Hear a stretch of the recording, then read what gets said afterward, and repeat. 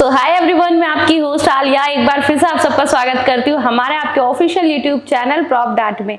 हाजिर हूँ एक नई वीडियो के साथ आपके सामने। और आज की हमारी ये वीडियो एक पॉडकास्ट वीडियो होने वाली है जिसे ज्वाइन कर रहे हैं हमारे साथ मिस्टर अनुज भारद्वाज जी। सर, आपका बहुत बहुत स्वागत है हमारी इस वीडियो में। अगर मैं सर के बारे में आपको बताऊं तो इनकी जो एक्सपर्टीज रही है वो इन्होंने प्रॉपर बिल्डर्स में काम किया हुआ है, चाहे वो आपका नोएडा का हो और अब आपका यमुना का हो। यहाँ पे आपके जो भी रेपुटेटेड बिल्डर हैं उनके साथ इन्होंने काम किया हुआ है और ये बेसिक से सारी चीजें हमें आज अपडेट करने वाले हैं। तो आप हमारी वीडियो में एंड तक बने रहिएगा, वीडियो बहुत इंफॉर्मेटिव होने वाली है और मैं क्वेश्चन से स्टार्ट करूंगी। आज की वीडियो में आपको नोएडा और येडा दोनों ही साइट पे जो बिल्डर्स के करंट में जो सिचुएशंस है, किस तरह से वो लॉन्चिंग कर रहे हैं अपने प्रोजेक्ट्स की यमुना में या किस तरह से वो रनिंग कर रहे हैं अपने प्रोजेक्ट्स को नोएडा में, इन सारी चीज़ों में डीप पे चर्चा करने वाले हैं।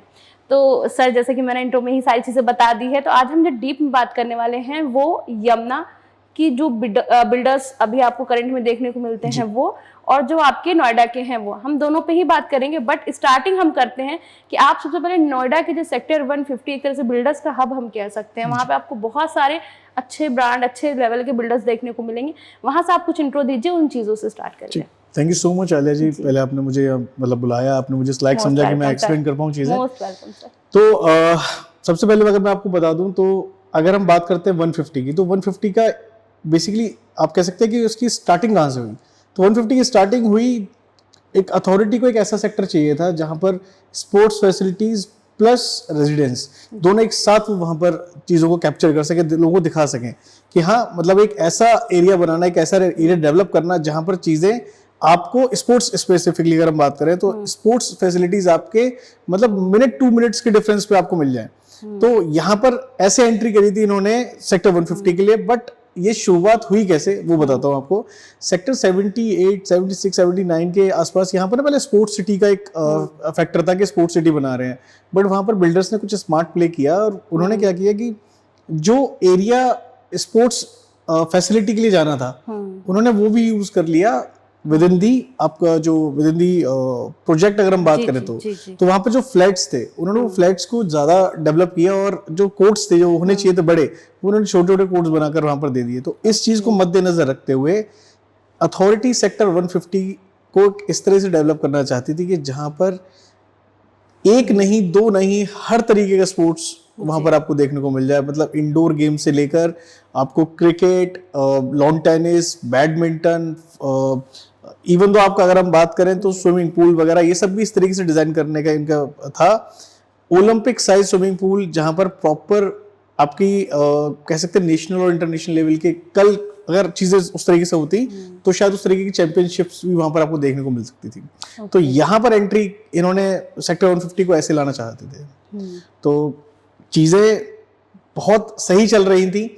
तो अगर हम सेक्टर 150 की अगर बात करें, सबसे पहले तो ये 2 पार्ट में डिवाइडेड है, बेसिकली 3 पार्ट में डिवाइडेड है। बट 2 पार्ट में इसलिए बोलता हूँ क्योंकि मेजर पार्ट लॉजिक्स और लोटस के पास है। 650 एकर्स का ये पूरा आपका सेक्टर 150 है जिसमें आपको लॉजिक्स और लोटस दोनों के ही लैंड देखने को मिल जाते हैं। फ्रंट का पार्ट है वो मेजर लॉजिक्स के पास है, बैक साइड का जो पार्ट है वो मेजर आपका लोटस के पास है।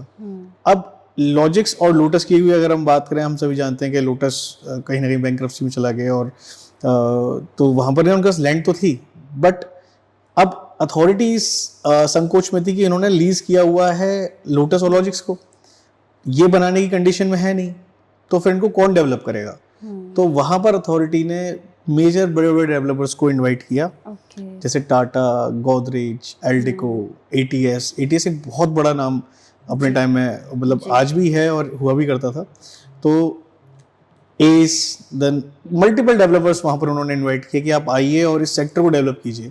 इस सेक्टर को आप प्रॉपर स्पोर्ट्स फैसिलिटी के साथ अपने प्रोजेक्ट को और स्पोर्ट्स फैसिलिटी को मैंडेट करें और इन चीज़ों को फैसिलिटी को प्रोवाइड करें। तो ये एक इंट्रो था सेक्टर 150 का। ओके तो सर, जैसे कि अगर हम फ्लैट्स की ही प्रॉपर बात करते हैं तो फ्लैट्स में क्या है कि आजकल जैसे हम देखते हैं कि लोगों का जो इंटरेस्ट है प्लॉट्स में ज़्यादा जा रहा है। या तो कोई यूनिट ऐसी खरीद लो जो बनी बनाई हो, या तो रहने के लिए जाओ। वहीं पे कुछ ऐसे भी परसेंट में लोग हैं जिनका इंटरेस्ट अभी भी फ्लैट्स के लिए है। फ्लैट्स का जो इंटरेस्ट है प्री जो आपका कोविड रहा है या उसके बाद में अब में, इसमें क्या डिफरेंसेस है, क्या देखने को मिलेगा? देखिए मैं जब मैंने स्टार्ट किया था तो उसके कुछ टाइम मतलब 2-3 साल बाद ही कोविड आया था, तो मैं इम्पैक्ट बताता हूँ कि जब कोविड आया था तो उससे पहले हम लोग कॉज मैं ऑन थर्ड पार्टी पेरोल में टाटा में भी वर्किंग था, तो वहाँ पर मैं अगर उसका एक्सपीरियंस शेयर करूँ तो हम लोग कभी एमपी जा रहे हैं, यानी कि कभी सिंगरौली जा रहे हैं, कभी देहरादून जा रहे हैं to just promote Tata's project, Tata Eureka park sector 150। तो वहाँ पर चीज़ें क्या थी कि हम उस टाइम बहुत ज़्यादा हार्ड वर्क कर रहे थे, स्मार्ट वर्क कर रहे थे कि हाँ मतलब प्रोजेक्ट को हमें सक्सेसफुल करना है। बट सडनली जब कोविड हिट किया तो 1% माइंड में ये आया था कि रियल एस्टेट चलेगा या नहीं चलेगा। जी। बट कुछ मतलब ऐसा मैं मानता हूँ कि कुछ ऐसा हुआ कि दुगनी तिगनी स्पीड से प्राइस इंक्रीज हुए, एप्रिसिएशन लोगों को मिला। इसके अलावा जो डिमांड थी अगर हम स्पेशली बात करें बड़े साइजेस की, और प्लस बिल्डर फ्लैट्स की बहुत ज़्यादा हाई हो गई।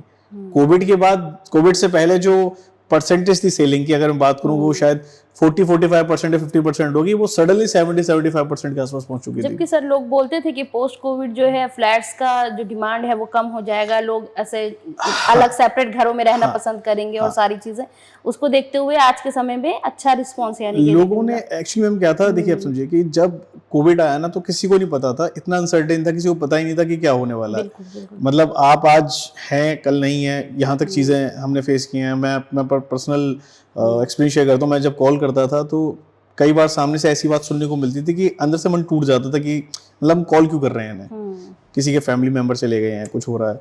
तो लेकिन वहाँ पर एक लोगों के समझ में एक चीज़ आ रही थी उस टाइम कि, क्योंकि देखिए जो हमारे दिल्ली एनसीआर में ना मेजर ना जो क्राउड है, आईटी वाले हो गए आपके, या रियल एस्टेट वाले भी हो गए, या जो भी है, मतलब जो लोग बाहर से पढ़ने भी आ रहे हैं कोई, वो सब रेंट पर ही रह रहे थे। ठीक है, तो जो लोग कैपेबल थे उन्होंने रेंट से निकलकर अपना खुद का घर परचेज करने का डिसीजन उस टाइम ले लिया था। क्योंकि देखिए आपने देखा होगा उस टाइम कि जॉब जा चुकी थी लोगों की, लोगों के पास पैसे नहीं थे देने के लिए, और जो हाउस ओनर थे वो पैसे मांग रहे थे। हालांकि सरकार ने ये तक बोल दिया था कि कोई भी रेंट नहीं लेगा या रेंट आप नहीं मांग सकते हो, बट उस टाइम भी कई लोग थे जो वहां से जा रहे थे, बस ये चाह रहे थे कि अपनी फैमिली तक पहुंच जाए कैसे भी, क्योंकि खुद का घर नहीं था।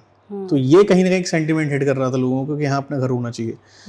लोन फैसिलिटी ली, अपनी पुरानी प्रॉपर्टी सेल करके उन्होंने परचेज किया। बट लोगों ने, मार्केट में बूम था उस टाइम कोविड के बाद, इतना ज्यादा मैंने नहीं देखा था मार्केट में कि यहाँ जो क्रिएट हुआ था। और वो सिर्फ एक हाइप नहीं था, वो एक एक्चुअल दिख रहा था ग्राउंड में कि जहां हम महीने में 50 क्लोजिंग्स कर रहे थे, वहीं सडनली महीने में आपकी 100 से ऊपर क्लोजिंग्स होना स्टार्ट हो गई थी। मल्टीपल चैनल पार्टनर्स थे जो वर्क कर रहे थे और वो अपना 100% दे रहे थे और रिजल्ट भी 100% मिल रहे थे। मैं सिर्फ बात टाटा की नहीं कह रहा हूँ, पूरा सेक्टर 150 इतना प्रॉमिसिंग लोगों को लग रहा था। कोविड से पहले जब हम कॉल करते थे तो वहां पर रेट जो थे ना 5,000 के आसपास का प्राइस था। तो जैसे हमने कॉल किया और दिल्ली का अगर क्लाइंट निकल आता है तो वो उधर से रिप्लाई करते थे वहां जंगल में कौन रहेगा। आज उस जंगल का प्राइस हर कोई अफोर्ड नहीं कर पा रहा। आज वहां पर प्राइस 13,000 13,500 बिल्डर पहुंच चुके हैं और जस्ट 3 to 4 ईयर्स के टेन्योर में। तो इतना डिफरेंस आ गया। कहीं ना कहीं मैं मानता हूं कि प्री कोविड और पोस्ट कोविड में अगर हम डिफरेंस की बात करें तो डिमांड बढ़ा, सप्लाई भी उसके अकॉर्डिंग अच्छी रही, एप्रिसिएशन लोगों को मिला। तो ये सारी चीजें थी। तो इसका मतलब जो लोग अनुमान लगाते थे कि कोविड के बाद जो लोगों को फ्लैट्स में इंटरेस्ट कम देखने को मिलेगा, वो बिल्कुल मतलब ना के बराबर था और इंटरेस्ट लोगों का इनफैक्ट और बढ़ा। देखिए फ्लैट्स का क्या है ना, मैं किसी चीज को मैं सही और गलत नहीं बोलूंगा या किसी को अच्छा बुरा नहीं बोलूंगा। फ्लैट्स में ये है कि अगर आपके पास एक अच्छा सरप्लस अमाउंट है बट आपके पास टाइम नहीं है, आप वेट कर सकते हैं, तो आप जाइए, आप रहिए, ठीक है। You will get better facilities, you will get better environment. आपके आस पड़ोस में यू डोंट नो कि आपके आस पड़ोस में कौन रह रहा है कौन नहीं रह रहा, बट कहीं ना कहीं जो बच्चों की अपब्रिंगिंग है वो आपके आसपास के माहौल से ही होती है। तो आप शायद आप अगर आईटी में हैं, दूसरा हो सकता है कि कोई और डॉक्टर हो, कोई आईएएस। हमने कई सारे ऐसे क्लाइंट्स हमने एंटरटेन किए उस टाइम, जो कोई आरएएस हैं, कोई आईपीएस हैं, कोई आईएएस हैं, तो मल्टीपल पॉलिटिशियंस, आईटी, सब कुछ वहाँ सेक्टर 150 में। या मैं पूरे नोएडा की बात करूँ तो ये चीज़ एक डिफरेंस हमें देखने को मिला था उस टाइम पे। बाकी जैसे हम बात कर रहे हैं अभी सेक्टर 150 की ही बारे में, तो आखिर 150 ही क्यों, हम इसको ही क्यों इतना मतलब प्रमोट कर रहे हैं? आजकल हर जगह आपको 150 के एडवर्टीजमेंट मार्केटिंग देखने को मिल जाती है। तो नोएडा में और भी कई ऐसे सेक्टर्स हैं जहाँ पे बिल्डर्स हैं, बट 150 का जो अपने आप में आज के समय पे जो बूम है या क्रेज है वो ऐसा क्यों, क्या यूएसपी है 150 की? 150 की यूएसपी की अगर हम बात करें तो देखिए, जब 150 को इंट्रोड्यूस किया था तो वो इंट्रोड्यूस इस तरीके से किया कि 650 एकड़ का सबसे बड़ा सेक्टर, जनरली जो सेक्टर्स नोएडा में अगर आप देखोगे तो 100 एकड़, 150 एकड़, 200 एकड़, 250 एकड़ मैक्सिमम, ठीक है। सेक्टर 150 की अगर हम बात करें 650 एकड़ का सेक्टर है, ठीक है, जिसमें 80% ओपन एंड ग्रीन एरिया रहेगा। मतलब आप समझिए कि 650 एकड़ में अगर हम टोटल बात करें तो 30,000 अपार्टमेंट्स के आसपास आएंगे, ठीक। अगर हम यही बात एक्सटेंशन में कर लें या मतलब किसी भी ऐसे एरिया में कर लें जो पुराने बने हुए हैं, तो इससे ज़्यादा डेंस एरिया है वो, वहाँ डेंसिटी ज़्यादा, वहाँ लोग ज़्यादा है, एफआर कम है, ठीक है। यहाँ पर तीसरी चीज़ अगर हम बात करें, जैसे मैंने बोला ओपन एंड ग्रीन एरिया, अब मैं अगर ग्रीनरी की बात करता हूँ तो 42 एकड़ का शहीद Bhagat Singh park, then again 42 से 45 एकड़ का आपका गोल्फ कोर्स, इसके अलावा जो विद इन द सोसाइटी अगर हम बात करें, जैसे मान लीजिए कोई प्रोजेक्ट है 20 एकड़ का, तो उसमें 8 से 9 एकड़ का आपका सेंट्रल पार्क हो गया। तो ग्रीनरी बहुत ज़्यादा आपको यहाँ देखने को मिलेगी, काफ़ी ज़्यादा ओपननेस भी इस सेक्टर में आपको देखने को मिल जाती है। हालांकि अगर हम बात करें हाइट की तो इस सेक्टर में आपको 32 फ्लोर मतलब 38 फ्लोर यहाँ तक तो देखने को मिल जाते हैं, बट स्टिल वहाँ पर जो विद इन द सोसाइटी अगर हम बात करें किसी पर्टिकुलर प्रोजेक्ट की, तो वहाँ पर आपको इतनी फैसिलिटी, इतनी ओपननेस, इतनी ग्रीनरी देखने को मिल जाती है कि कहीं ना कहीं वो एक यूएसपी बन रहा था। प्लस अगर हम इसके बात करें तो देखिए, कोई भी जब नया सेक्टर या नया बिल्डर आता है, ठीक है, तो वो एक बेंचमार्क क्रिएट करता है नेक्स्ट अपने जो बाद वाले जो बिल्डर हैं या उनके लिए। तो उस टाइम पर अगर हम बात करें तो जैसे 5,000 का प्राइस मैं आपको बता रहा हूँ, ठीक, 5,000 का प्राइस कोविड से पहले, ठीक है, फिर 6,000, 6,500, 7,000, 8,000 ये कोविड के बाद, जिसमें ब्रांड्स जो मतलब मोस्ट ट्रस्टेबल ब्रांड्स हैं इंडिया में अगर हम बात करें तो गोदरेज, टाटा और एल्डिको, अगेन एल्डिको के लगभग आज की अगर हम बात करें तो 200 से ऊपर प्रोजेक्ट्स डिलीवर्ड हैं उनके। तो एक अच्छा एक्सपीरियंस है, मतलब मैं मानता हूँ 58 से 60 साल का उनका एक्सपीरियंस रियल एस्टेट का, जो शायद ही किसी बिल्डर का होगा यहाँ पर। तो ये सारी चीज़ें थी। प्लस आपको अगर हम कनेक्टिविटी की बात करते हैं तो इस एरिया के 6 to 7 किलोमीटर की रेडियस में 100 schools, colleges and hospitals operational है, राइट, क्योंकि परी चौक है, नॉलेज पार्क है, ठीक। तो ये सारी चीज़ें आपको विद इन द विसिनिटी, मतलब इस एरिया की अगर बात करूँ with in 6 kilometre of radius, आपको ये सारी चीज़ें वहाँ देखने को मिल जाती हैं। उसके अलावा इकलौता सा सेक्टर में मानता हूँ कि जो यमुना एक्सप्रेसवे से जस्ट 1 किलोमीटर 1.5 किलोमीटर के डिस्टेंस पर पड़ता है एंट्री एग्जिट पॉइंट से, ठीक है। एक साइड आपका FNG DND प्लस यमुना और हिंडन का मर्जर पॉइंट भी आप इसे कह सकते हैं। यमुना एक्सप्रेस से आप उतरते हैं तो ये नोएडा का आप वेलकम गेट मानते हैं इसे। अथॉरिटी ने इसको साउथ नोएडा अनाउंस किया हुआ है, और जिस भी लोकेशन के आगे साउथ लग जाता है तो वो अपने आप में एक पॉश एरिया बन के आता है, जैसे साउथ दिल्ली हो गया, साउथ बॉम्बे हो गया। तो ये मल्टीपल इसकी यूएसपीज थी। प्लस इसमें छोटा साइज से लेके बड़े साइज सब कुछ अवेलेबल था। मैक्स अंतारा जैसा एक सीनियर सिटीजन लिविंग जो कहते हैं ना, हाई स्टाइल लिविंग, वो वहां पर अवेलेबल है। तो आप कह सकते हैं कि हर एक इंडिविजुअल से लेके और एक अच्छे खासा रिच पर्सन तक सब कुछ के लिए वहां पर चीजें अवेलेबल है। तो ये सेक्टर 150 इसलिए थोड़ा सा प्रॉमिसिंग है। तो सेक्टर सर 150 की हम बात कर रहे हैं सर, तो 150 के अंदर में आज के समय में कौन कौन से बिल्डर हैं जो कि अभी अवेलेबल हैं, और कौन से ऐसे हैं जो कि फ्यूचर में प्लानिंग कर रहे हैं या वो आगे देखने को मिल सकते हैं हमें? तो देखिए, सेक्टर 150 का मैं अगर हम बात करूं आपसे, तो 150 में आपको एंटर करते ही आपको एस मिल जाता है, ATS मिल जाता है, जो कि रेडी टू मूव इन है। वहाँ पर आपको इन्वेंट्रीज रीसेल में मिल सकती हैं। उसके बाद आपका महागुन आ जाता है, ठीक। महागुन मिडोज के बाद ठीक सामने अगर हम बात करते हैं तो शहीद भगत सिंह पार्क है। उसके then again left hand side में अगर हम बात करते हैं तो एस पार्क पे आ जाता है, तो वो भी रेडी टू मूव इन है। उसमें अगर हम बात करें, आई डोंट नो कि वहाँ पर अभी एग्जैक्ट इन्वेंट्री फ्रेश में है या नहीं है, बट अगर हम रीसेल में बात करें तो वहाँ पर जो प्राइस है, जो बिल्डर लास्ट लॉगिन किया है वो 14 या 15 हज़ार के आसपास का प्राइस वहाँ पर अभी कोट होके चुका है। देन उसके जस्ट सामने आपको गोदरेज प्राइम ट्रीट है। गोदरेज प्राइम ट्रीट की बात करें तो अभी उनका जैसे कुछ चीज़ें हैं जो अभी हम आगे भी डिस्कस करेंगे, उनकी वजह से भी रुका हुआ है नेक्स्ट फेज आने को, जो लास्ट उनके टावर्स ओपन रह गया है ओपन होने के लिए। फिर उसके बाद आपका समृद्धि है। समृद्धि रेडी टू मूव इन है, आप वहाँ एंटर कर सकते हो, ठीक है। समृद्धि दक्षिण जो बैक साइड पे पड़ा हुआ अभी अंडर कंस्ट्रक्शन है। देन उसके बाद आपका अगंतारा भी है, ये सभी अंडर कंस्ट्रक्शन प्रोजेक्ट है। ETS लीग रेंडर्स है, आप वहाँ एंटर कर सकते हो, वहाँ पर आप रीसेल में इन्वेंटरीज ले सकते हैं। टाटा में आपको रीसेल में इन्वेंटरीज मिल जाएंगी। देन एल्डेको में मिल जाएंगी आपको रीसेल में इन्वेंट्री। ATS है, डिलीवर्ड है, जो फेज 1 है उनका पाए साइडवेज। देन आपका गोदरेज भी है वहाँ पर, प्रतीक कैनरी है जो आप अंडर कंस्ट्रक्शन में है। तो यहाँ पर आप देख सकते हो कि मतलब एक नहीं, मैंने आपको 10 से 12 बिल्डर्स के नाम दे दिए, ठीक। अब यहाँ पर एक और नया बिल्डर आने वाला है जो वो है बिरला। तो अब 135 एकड़ का उन्होंने पैच लिया है, जिसमें गोल्फ कोर्स भी है और उसके आसपास का एरिया भी है उसमें। तो आने के लिए वो जो सुनने में आया था कि अब नेक्स्ट 2 से 3 महीने में आने वाले हैं, बट कहीं ना कहीं वो 6 या 8 महीने का गैप आ सकता है। रीज़न है क्योंकि अथॉरिटी ने भी वहाँ पर कुछ चीज़ों पर रोक लगा रखी है, जैसे नया रेरा नहीं दे रहे हैं, उसी उन्होंने बंद कर रखा है, रजिस्ट्री नहीं हो रही है। बट बिरला ऐसा ब्रांड है कि अगर वो आएगा तो वो तभी आएगा जब सारी लीगल फॉर्मेलिटीज़ बिल्कुल अप टू डेट होंगी।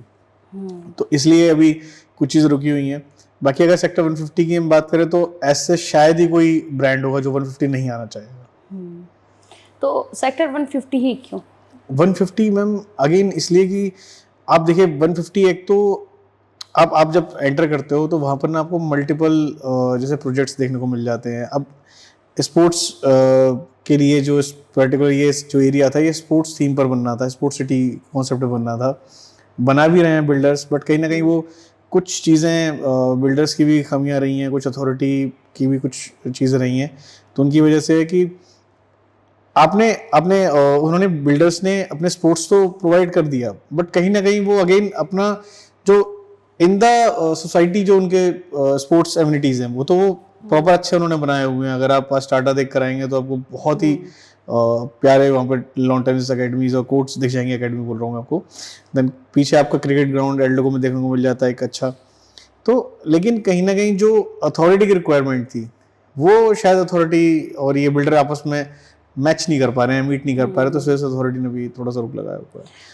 तो सर जैसे यहाँ पे हम सेक्टर 150 की ही बात कर रहे हैं, जैसे अभी आपने रेट हमें स्टार्टिंग में कुछ बताए, थोड़े बहुत ही प्रोजेक्ट्स के बताए, तो जैसे कि 12-13 हज़ार 14 हज़ार का जो रेट अभी पहुँच गया वहाँ पे, क्या ये जस्टिफाइड है उस लोकेशन के अकॉर्डिंग? ऑब्वियसली मैम जस्टिफाइड है। देखिए बहुत से लोग हैं जो ऐसा सोचते हैं कि ये एक बूम है मार्केट में। बहुत से लोग ऐसा बोलते हैं कि आप चाहे यमुना ले लो या कुछ भी ले लो। मेरा ये मानना है मैम, मैं किसी को गलत या सही नहीं कहूँगा यहाँ पर, ये मेरी खुद की थ्योरी है। मैं ये मानता हूँ कि 2009 के बाद मेरे एक सीनियर हैं, उन्होंने मुझे ये सजेशन और आप कह सकते हो कि उन्होंने मुझे ये चीज़ बताई थी कि 2009 के बाद सडनली रिसेशन आया था। देन 2011-12-13 के आसपास आम्रपाली और जो अदर बिल्डर्स थे, ठीक है, इनके साथ थोड़ा सा इनका भी फ्रॉड कह लो या बैंकरप्सी हुई, ठीक। उसके बाद फिर आपका कोविड आया, तो जो प्राइस आपका हर साल बढ़ना था वो नहीं बढ़ पा रहा था। अब अगर मैं बात करूं कि 2009 में जो प्राइस 2000 अगर हम 17 की बात करें, अगर 5000 का प्राइस था, तो ये 5000 का प्राइस ऐसा नहीं था कि ये 5000 का प्राइस पहले से 5000 ही रहा होगा। मैं मानता हूँ कि शायद तब 2-2,500 रुपये 3,000 रुपये प्राइस रहा होगा जब सेक्टर 150 का स्टार्टिंग हुई है। शायद 2014 या 2016 से हुई है, तो वहां पर तब उस टाइम पर ये 3200-3300 का प्राइस था, यहाँ पर 3,000 का प्राइस था। तो 2016 से 2019 तक 3 साल में सिर्फ 2,000 रुपये बढ़े। तो जो रुका हुआ प्राइस था ना मैम, वो बढ़ना था। साल का अगर आप 1,000 रुपये भी मानते हो ना, साल का 500 रुपये भी मानते हो, ठीक है, कि 500 रुपये का अप्रिसिएशन तो एटलीस्ट होना चाहिए, ठीक है। तो 2009 से 2019 पे अगर हम बात करें तो 10 साल होते हैं। 5,000 रुपये का अप्रिसिएशन तो आप 500 रुपये पर ईयर के हिसाब से मान सकते हो, जबकि वहाँ कुछ भी नहीं था। जब डेवलपमेंट होता है, आपको चीजें दिखने लगती हैं, आपको ग्राउंड पे चीजें आ जाती हैं, तो अप्रिसिएशन फिर होता ही बढ़ता है अकॉर्डिंग टू डिमांड, अकॉर्डिंग तो लोकेशन का एक इम्पैक्ट पड़ता है, प्लस जब चीजें दिखना स्टार्ट होती है तो उसका भी इम्पैक्ट पड़ता है। तो ऐसा कुछ नहीं है कि ये जस्टिफाइड नहीं है, बिल्कुल जस्टिफाइड प्राइस है। अच्छा 150 की हम बात कर रहे हैं कि जस्टिफाइड है या नहीं है। आज आप बता दो मुझे कि ग्रेटर नोएडा आपका इवन दो गाजियाबाद गाजियाबाद में इस टाइम पर 12,000 12,500 का प्राइस आया है। अब सब लोग कहेंगे कि वो ऑलरेडी डेवलप्ड जगह है, सब चीज़ें हैं, प्रेस्टीज जो डेवलपर वो लेके आए 12 12.5 13 13,500 तक का भी यूनिट सेल हुई है उसमें। तो अगर हम पहले के सिनेरियो की बात करें तो वहां पर भी तो 3,000 4,000 रुपये में मिल रहा था, सडनली 12,000 में क्यों? क्योंकि जो प्राइस बढ़ना था वो बढ़ा नहीं। अब जब ये एकदम से बढ़ा ना तो लोगों को ये फिर नहीं हो रहा। और आप बताइए कि अगर जस्टिफाइड नहीं है तो आप मुझे बताओ कौन सा ऐसा प्रोजेक्ट है जो मार्केट में लॉन्च हो रहा है और 48 से 72 घंटे के अंदर सोल्ड आउट नहीं हो रहा। 100-150 इन्वेंट्रीज अगर 1000 कोई फ्लैट निकाल रहा है और अगर 100-150 इन्वेंट्री उसकी बच भी जा रही है तो कोई बहुत ज्यादा इन्वेंट्री नहीं रह रही है। मैं आपको एग्जांपल दे सकता हूँ, 150 को साइड करते हैं अभी, ठीक है, हम बात कर लेते हैं एक्सटेंशन में, ठीक है। एक तरफ हम ही लोग एक्सटेंशन को नेगेटिव करते थे, ठीक है, कि भाई इतना ज्यादा क्राउड होगा, इतना ज्यादा, ठीक है, वहां पर मेट्रो आएगी, है कंजेस्टेड हो जाएगा, कंक्रीट जंगल है, ये है वो है। वहां पर आपका एनबीसीसी के साथ गौर मिलकर लेकर आया 9,375 का प्राइस प्लस पीएलसी वगैरह, तो मतलब लगभग 10 10.5 का रफली फिगर मान लेते हैं सॉरी। तो 10 10.5 का प्राइस अगर हम वहां पे बात कर रहे हैं, 1,000 इन्वेंट्रीज में मान लीजिए 800 850 इन्वेंट्री बिक गई। प्रेस्टीज, ठीक है, प्रेस्टीज की अगर हम बात करें तो 2 से 2,500 इन्वेंट्री ओपन करी थी, ऑलमोस्ट सारा निकल गया, जो रह गया वो नहीं निकल रहा। अब वो जो बची वही है जो लोगों ने छोड़ दी किसी न किसी कारणवश, ठीक है। तो आप बताओ ना ऐसा कौन सा बिल्डर है, एलडेको की अगर हम बात कर लें या आप एक्सवाईजी किसी भी बिल्डर की बात कर लो, जो आज करंट की डेट में ट्रांसपेरेंसी रखता है, क्वालिटी अच्छी रखता है, प्लस कमिटमेंट रखता है, वो बिल्डर की इन्वेंट्री नहीं रुकती है, सेल हो जाती है। फिर लोग कहते हैं कि महंगाई है और ये इतना ज्यादा प्राइस अप्रिसिएशन है, प्राइस बढ़ चुका है, हम लोग क्या लेंगे, आप ही लोग ले रहे हो। सही बात है, ये तो देखिए है, ये चीज तो है मार्केट और अगर आपको एक सेकंड अगर आपको ऐसा लगता है, एक सेकंड भी अगर आपको ऐसा लगता है कि हम उतने ज्यादा बजट में नहीं जा रहे, तो यमुना एक्सप्रेस ओपन हो गया ना आपके लिए, आप करिए इन्वेस्टमेंट और आप देखिए फिर रिजल्ट। आऊंगी मैं उस वहां पे भी आऊंगी मैं इसको डिस्क्लोज करके फिर मैं वहां पे आऊंगी। बिल्कुल बिल्कुल मैम, बिल्कुल आइए। जैसे अभी आपने, मैं 150 का एक मेरे माइंड में जो एक लास्ट सवाल आता है वो ये है कि जो अभी बीच में आपने डिस्कस किया था, क्यों, किस वजह से यहाँ पे रजिस्ट्रियां बंद है, क्यों ओसी नहीं मिल रहे, क्या इशू आ रहा है? सिर्फ और सिर्फ स्पोर्ट्स सिटी का इशू है। दूसरा कुछ बिल्डर्स जैसे इंस्टॉलमेंट टाइम पर पे नहीं कर पा रहे हैं, बिकॉज ये देखिए जो नोएडा है वो पूरा लीज पर है ना, 90 ईयर्स की लीज होती है। तो लीज पे लेने के बाद कुछ बिल्डर्स जो एक साथ, अब तो खैर रूल चेंज हो गया, अब तो आपका लैंड फुल्ली पेड अप होगा तभी रेरा मिलेगा, बट 2017 से पहले जिन्होंने लैंड परचेज किया या 2017 में जिन्होंने लैंड परचेज किया है, उन्होंने इंस्टॉलमेंट में भी प्रोवाइड किए हैं। जैसे कुछ बिल्डर्स में नाम नहीं लूंगा, ठीक है, वो आज भी इंस्टॉलमेंट पे करते हैं कि उनकी इंस्टॉलमेंट आई वो उतना अमाउंट पे कर देंगे। तो कुछ नहीं कर पा रहे हैं, उसकी वजह से भी उन्होंने स्टे लगाया हुआ। प्लस इसके अलावा नया रेरा ना देने का, ओसी ना देने का पीछे का रीजन है सिर्फ मेनली है वो स्पोर्ट्स सिटी है कि आपने जो प्रॉमिस किया था, जो स्कीम अथॉरिटी ने निकाली थी जिसके तहत आपने एंटर किया था सेक्टर 150 में, आप उसको फुलफिल नहीं कर पा रहे हो। प्लस अथॉरिटी को ये भी क्यों चूक रहे हैं यहाँ पे, ऐसा किस वजह से हो रहा है? मैम देखिए मल्टीपल रीजंस हैं। अब अथॉरिटी को ये भी लगता है कि शायद उस टाइम पर जो लैंड अलॉट हुआ था वो कुछ सस्ता लैंड अलॉट कर दिया था, कुछ और रीजन, मतलब जो भी हम उसमें नहीं पड़ेंगे। तो बहुत सारे रीजंस हैं जिसपे हाई कोर्ट ने भी एक्शन लेने के लिए बोला है कि भाई आप प्रॉपर है ना जांच बिठाओ और पता करो कहाँ दिक्कत आ रही है। अभी अथॉरिटी हाई कोर्ट ने ये भी ऑर्डर किया था कि 12-13,000 रजिस्ट्री ओपन कर दी जाए सेक्टर 150-78 में। बट कहीं ना कहीं अगर हम बात करें तो वो 13,000 अगर रजिस्ट्री हो भी जाएंगी, अभी ओपन नहीं हुई है आई गेस, अगर हो भी जाती हैं ओपन, ठीक है, तो भी 17-18,000 इन्वेंट्रीज बची हुई हैं। उनका क्या, तो हियरिंग हो रही है, चीज़ें चल रही हैं, बात हो रही है, जितनी जल्दी ये रेक्टिफाई होगा मैम उतनी जल्दी सेक्टर 150 का प्राइस देखिएगा। अगर जैसे कोई यहाँ पे अभी रीसेल में परचेजिंग करना चाह रहा है तो वो क्या डॉक्यूमेंटेशन फॉलो करके वहाँ पर आपका मैम देखिए सबसे पहले क्या है, ट्रांसफर, तो जैसे आपका प्लॉट्स में होता है इस तरीके से ट्रांसफर होता है, बट वो बिल्डर की तरफ से ट्रांसफर होता है। ओके, बिल्डर ट्रांसफर हो जाएगा। और यहाँ पे बहुत से बिल्डर्स हैं एट सेम टाइम पे वही रजिस्ट्री नहीं है, बिल्डर एंड से ट्रांसफर हो जाएगा जब रजिस्ट्री एंडोर्समेंट हो जाएगा आपकी, उसकी जगह मतलब जो सेलर है उसकी जगह आपका नाम इधर फाइल पे आ जाएगा, उनके सिस्टम में आ जाएगा। जब रजिस्ट्री होगी तो आपके वो डायरेक्ट रजिस्ट्री बिल्डर से फिर आपकी हो जाएगी, फर्स्ट पार्टी की जरूरत नहीं आएगी। तो इस तरीके से सेल परचेज चल रही है। ओके, अब सर मैं आ जाती हूँ वहीं पे यमुना पे ही। तो अभी आप देख रहे हैं रिसेंट में कि बहुत ज़्यादा लोग मूव कर रहे हैं, बिल्डर्स बेसिकली बहुत सारे बिल्डर्स मूव कर रहे हैं, यमुना पे जा रहे हैं। तो अब इस पे आप क्या कहेंगे, इधर नोएडा छोड़ उधर यमुना पे मूव करना, और कौन से ऐसे बिल्डर है जो अभी वहाँ पे करंट में पहुँच चुके हैं जिन्हें आप बताना चाहेंगे? मैं बताता हूँ मैम, देखिए मल्टीपल रीजंस हैं। अगर आप देखिए इस टाइम सेक्टर, अगर हम स्पेशली अगर हम बात करें ग्रेटर नोएडा का, तो ग्रेटर नोएडा में आज के टाइम पे 13,000, 14,000, 15,000 तक का भी प्राइस लेकर बिल्डर आने वाले हैं। ठीक है, हम नाम नहीं लेंगे किसी का, बट आने वाले हैं, जो लोग जानते हैं वो समझ जाएंगे अपने आप ही। ठीक है, उसके बाद नोएडा की अगर हम बात करें तो 23,000, 24,000, 27,000 तक का प्राइस पहुंच चुका है नोएडा में। हम आज 12-13,000 रुपये सेक्टर 150 में जस्टिफाइड पूछ रहे हैं। नोएडा में माल जो इन्वेंट्री है वो 24-24, 25-25,000 में भी सेल हो रही है। ठीक है, in the name of luxury, आप कह सकते हो कि लग्जरी प्रोजेक्ट है, राइट। यमुना पे बिल्डर्स के जाने का मेन रीजन यही है कि बिल्डर्स यहाँ पर हाई एंड जो कस्टमर्स हैं, जो बायर्स हैं, उनको तो यहाँ पर कैच कर रहे हैं, बट जो एक मिडिल क्लास एवरेज क्लाइंट है वो कहाँ जाए, वो इन्वेस्ट कहाँ करे। तो अगर 8,000, 9,000 के प्राइस में वो एंटर कर सकता है इन्वेस्टर्स में, तो बुरा क्या है। आप इस ग्रुप के साथ, कपिल सर के साथ, आप, मैं मानता हूँ शायद पिछले 4 या 5 साल से जुड़े हुए हो। सॉरी, इन 4-5 साल पहले आप मुझे बताइए कि जो 30 लाख 33 लाख रुपए में जो 300 मीटर के प्लॉट मिलते थे, आज कितने मिलते हैं? करोड़ में 6 to 7 टाइम प्राइस इंक्रीज हुआ है। तो फ्लैट्स में अगर 2,000, 4,000, 5,000 रुपए का अप्रिशिएशन आ गया तो कहाँ दिक्कत आ रही है, राइट। अब बात करते हैं कि कौन कौन से बिल्डर्स हैं यमुना पे क्यों आ रहे हैं। तो उसकी वजह से, उसका सबसे बड़ा रीजन है कि लैंड, यहाँ पर लैंड कंपैरेटिवली ग्रेटर नोएडा और नोएडा थोड़ा सा सस्ता है। तो जो बिल्डर्स हैं उनको लेने में थोड़ा सा आसानी हो रही है। Plus UP government and authority, जो ईड अथॉरिटी, बहुत ज़्यादा एक क्वेश्चन एक अराइज होता है कि अगर अथॉरिटी के प्लॉट इतने सस्ते मिल रहे हैं, इतने कम में मिल रहे हैं, अथॉरिटी स्कीम निकालती इतने मिल रही है, तो फिर बिल्डर के पास क्यों जाए। तो देखिए, अथॉरिटी जो अपना प्लॉटिंग कर रही है, जो जहां पर वो सेक्टर्स काट रही है, वो अपने अकॉर्डिंग काट रही है, वो वहां पर वो फैसिलिटीज दे रहे हैं, बट वो फैसिलिटीज नहीं दे रहे जो बिल्डर दे रहा है।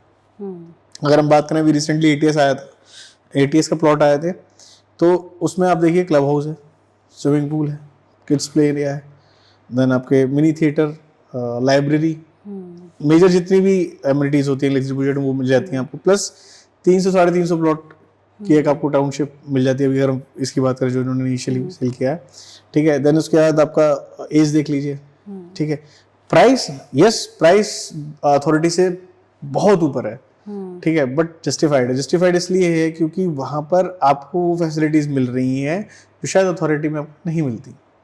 तो लोग एंटर कर रहे हैं, जिनको शुरू से ना इंडिपेंडेंट घर में रहने की आदत है, वो इंडिपेंडेंट जो अथॉरिटी में जा रहे हैं। ठीक है, उनको बेनिफिट भी मिल रहे हैं। मैम आप सोचिए कि जिन्होंने 4 साल 5 साल पहले 30 लाख रुपए में इन्वेस्ट किया था, आज वो 2 करोड़ 10 लाख, 2 करोड़ 20 लाख रुपए में बैठे हुए हैं, राइट। तो मैंने पहले आपको बताया कि एक कोई भी चीज आती है तो वो बेंचमार्क बन जाती है दूसरे के लिए। आज अगर अथॉरिटी का सेक्टर 22D में प्राइस 1 लाख रुपए, सॉरी रीसेल का अगर हम बात करें, अगर लाख रुपए, 90,000, 1,10,000, 1,20,000 जो भी है, ठीक है, तो जो भी बिल्डर आएगा वो स्टडी करके ही अपने ऊपर लाएगा, आपके 15-20,000 रुपए ऊपर लेकर आए एटलीस्ट, राइट, अथॉरिटी के कंपैरिजन में, क्योंकि वो सुविधाएं दे रहा है। ठीक है, प्लस अथॉरिटी को वो लीज भी पे कर रहा है ना। दूसरी चीज अगर हम बात करें इसकी कौन कौन से बिल्डर, तो आप देखिए सेक्टर 22D में मैं आपको काउंट कराता हूँ। गौर यमुना सिटी तो पहले आपका है ही सेक्टर 19 में, ठीक है, 250 एकड़ का 2016 में प्रोजेक्ट लॉन्च हुआ था और XYZ अब चली रही चीजें। निम्बस सबसे पहले अगर हम बात करें, सबसे पहले आया ETS एलियोर, ठीक है, 22D में। फिर आपका S, the nimbus, Purvanchal, Eldeco, कुछ और बिल्डर्स भी जिन्होंने वहाँ लैंड परचेज कर लिया है, लाइक गौर भी हैं जिन्होंने एनरोल किया उसमें।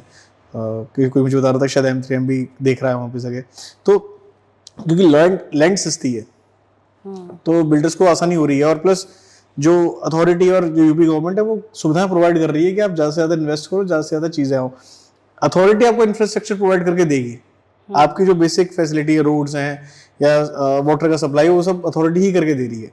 ओके तो यहाँ पर कंपटीशन की बात नहीं है, यहाँ पर अथॉरिटी खुद बिल्डर्स को इनवाइट कर रही है, आप हमारे साथ चलो और इस एरिया को डेवलप करते हैं, एक नया शहर बसाते हैं जहाँ पर हर छोटी सी चीज से लेकर मॉडर्न टेक्निक सब कुछ होगा, टेक्नोलॉजी सब कुछ होगी। तो यहाँ पर सिर्फ मैं ये नहीं कहूँगा कि बिल्डर को कुछ मतलब प्लस पॉइंट है या अथॉरिटी को प्लस पॉइंट है, ये दोनों साथ मिलकर काम कर रहे हैं यहाँ पर। ओके तो अभी बिल्डर्स में भी यमुना पे भी रिसेल में ऑप्शंस ओपन है लोगों के पास, फ्रेश में ऑप्शन है, रिसेल में फ्रेश में भी एल्डिको आ रहा है, देन और जैसे पूर्वांचल ऑलरेडी चल ही रहा है वहाँ पे, तो पूर्वांचल की बात करें तो वहाँ पर आप देखिए 8,000 से 8500 के प्राइस में आपको इन्वेंट्री मिल रही है, स्टूडियो भी अवेलेबल है, कमर्शियल अवेलेबल है, फ्लैट्स अवेलेबल है, 3 BHK से लेके 4 BHK तक का साइज अवेलेबल है।